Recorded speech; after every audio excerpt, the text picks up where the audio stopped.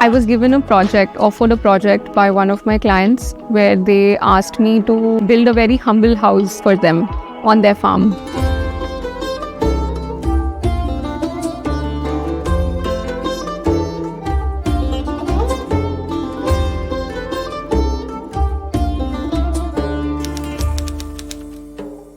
Lucknow is filled with history in every corner of the city.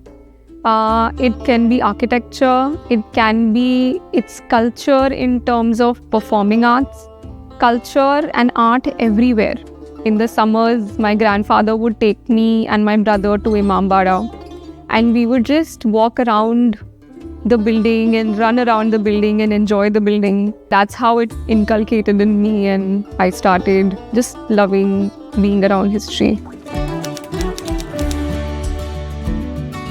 According to my definition of an earth-friendly home is if I'm using materials that are just coming out of the earth, whenever it can go back, it doesn't harm the earth in the words of landfill.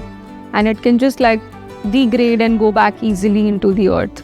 So something like that will definitely be an earth-friendly home or an earth-friendly building.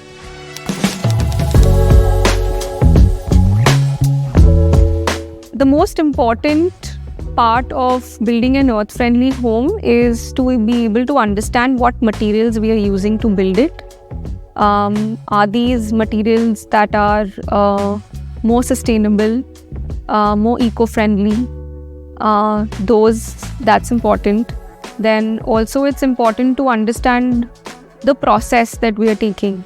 If we are building in Lucknow, but we are getting mud bricks, for example, from Bangalore, then it is not earth-friendly. So we need to be able to understand how much carbon we are generating. If you talk about the process, so these things become a part of the planning process. So we look at local materials, we look at people who can build locally. So even the economic value of a house can be contained. So these kind of pre-planning activities is really important. And once we have the plan, once we have the basic elements in place, then even when we are designing a house, can this house use less energy after it's built? So are we looking at proper ventilation techniques? Are we looking at cross ventilation? Are we looking at methods where the house can remain cool when it's hot outside, and on the contrary remain warm when it's cold inside? So it needs less of artificial cooling and heating. So all these kind of factors are important when we are designing the house like this. And after we have readied the design, then the process starts where we dig a foundation, we build a foundation. Primarily we use techniques which are vernacular and which are old techniques. So over here in this house we have used stone foundation because stone is very readily available. There are a lot of dilapidated buildings which have stone.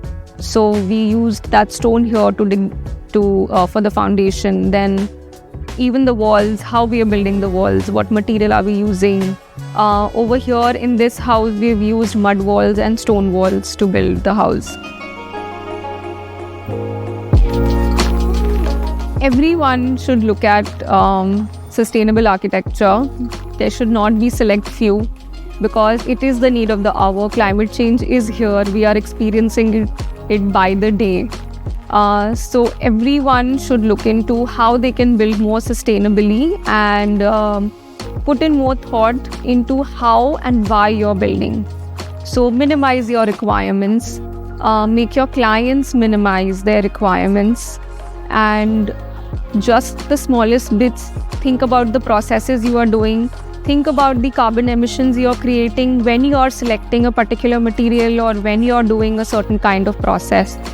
Just these simple things can make you start changing your the way you are looking at design, the way you are looking at architecture.